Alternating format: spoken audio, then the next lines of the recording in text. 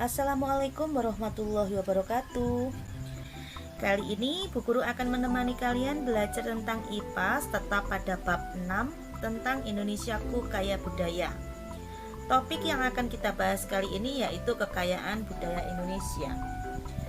Pada pertemuan sebelumnya kita sudah membahas tentang kekayaan budaya, tepatnya pada pembelajaran PPKN.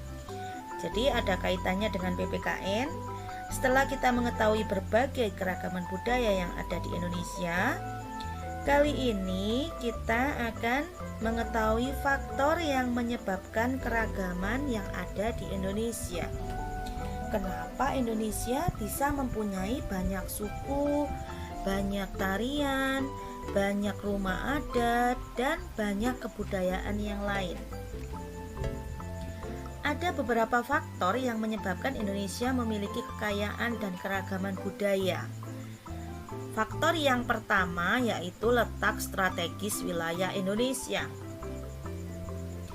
Indonesia berada di antara dua benua, yaitu benua Asia dan benua Australia, dan terletak di antara dua samudra, yaitu Samudra Hindia dan Samudra Pasifik.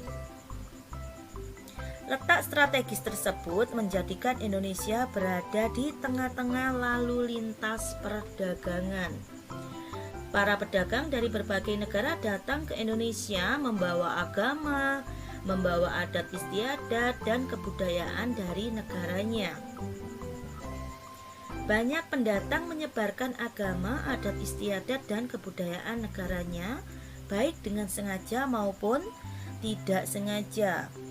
Makanya kemarin Bu Guru menyampaikan tentang asimilasi dan akulturasi. Jadi perpaduan atau percampuran budaya asing dengan budaya Indonesia. Yang kedua, kondisi geografis negara kepulauan. Indonesia merupakan wilayah kepulauan yang terdiri atas 17.491 pulau. Data ini diambil dari Kementerian Koordinator Bidang Kemaritiman dan Investasi Indonesia atau Kemenkomarves, tercatat hingga Desember 2019. Jadi sampai bulan Desember 2019 jumlah pulau di Indonesia itu 17.491.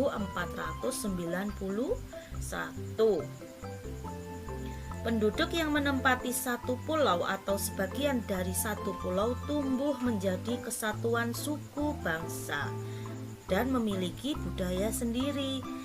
Jadi budaya antar pulaunya itu berbeda-beda. Begitu pula dengan suku dan rumah adatnya. Yang ketiga yaitu perbedaan kondisi alam. Kehidupan masyarakat pantai berbeda dengan kehidupan masyarakat pegunungan. Masyarakat pantai lebih banyak memanfaatkan laut untuk mempertahankan hidupnya, yaitu dengan menjadi nelayan. Sebaliknya, masyarakat yang tinggal di lereng pegunungan memiliki upaya sendiri untuk bertahan hidup. Mereka lebih memilih mata pencarian yang berkaitan dengan relief alam pegunungan, misalnya sebagai peternak atau petani sayur. Bagaimana dengan masyarakat yang tinggal di kota? Masyarakat yang tinggal di kota tentu tidak akan menjadi nelayan karena jauh dari laut. Masyarakat kota cenderung untuk membuka usaha, bekerja di kantor atau bekerja di pabrik. Faktor keempat yang mempengaruhi kekayaan budaya atau keragaman budaya Indonesia yaitu keadaan transportasi dan komunikasi. Kemudahan sarana transportasi dan komunikasi memudahkan masyarakat berhubungan dengan masyarakat lainnya. Sebaliknya, sarana yang terbatas akan menyulitkan masyarakat dalam berhubungan dan berkomunikasi dengan masyarakat lain. Kondisi ini menjadi penyebab keragaman masyarakat di Indonesia. Karena pergaulan, jadi masyarakat itu bisa beragam, bisa berbaur antar suku, berbaur antar ras ya. Dan faktor yang terakhir yaitu penerimaan masyarakat terhadap perubahan. Keterbukaan masyarakat terhadap suatu yang baru, baik yang datang dari dalam maupun yang datang dari luar, membawa pengaruh terhadap perbedaan masyarakat Indonesia. Karena keterbukaan ini menyebabkan akulturasi budaya, yaitu perpaduan budaya. Jadi budaya yang ada di daerah tertentu akan terpengaruh dengan budaya yang dari luar. Misalnya kemarin budaya dari Jawa yaitu wayang berbaur dengan budaya dari India yaitu cerita Ramayana. Maka wayang kulit yang awalnya tidak ada cerita Ramayana jadi berubah atau berpadu dengan cerita Ramayana, yaitu menjadi wayang kulit bercerita Ramayana. Padahal aslinya Ramayana itu berasal dari India, bukan dari Indonesia. Jadi budaya Indonesia yang beraneka ragam itu karena Indonesia memiliki kondisi alam yang berbeda-beda, karena letak geografisnya, adanya penerimaan masyarakat terhadap perubahan, serta perkembangan teknologi dan transportasi. Itu yang kita bahas tadi, faktor-faktornya. Dan perbedaan ini justru membuat Indonesia itu unik.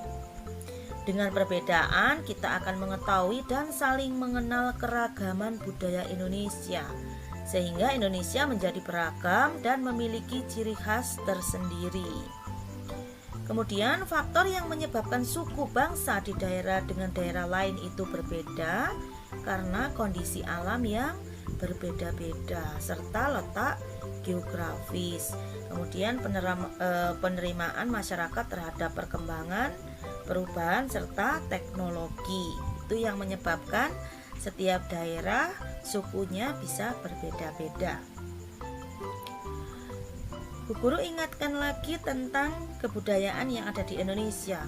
Selain banyaknya tarian, musik, lagu daerah, Indonesia juga memiliki makanan khas daerah. Misalnya ada empek-empek dari Sumatera Selatan yang terkenal ini ya, ayam betutu dari Bali, papeda dari Papua, catemak jagung dari Nusa Tenggara Timur.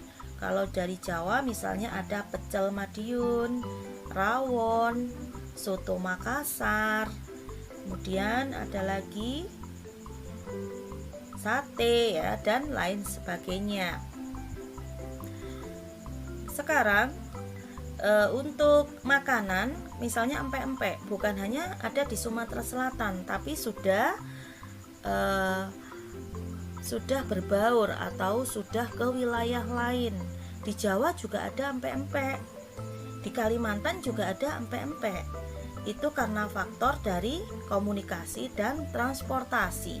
Jadinya empek-empeknya bisa menyebar ke seluruh wilayah Indonesia.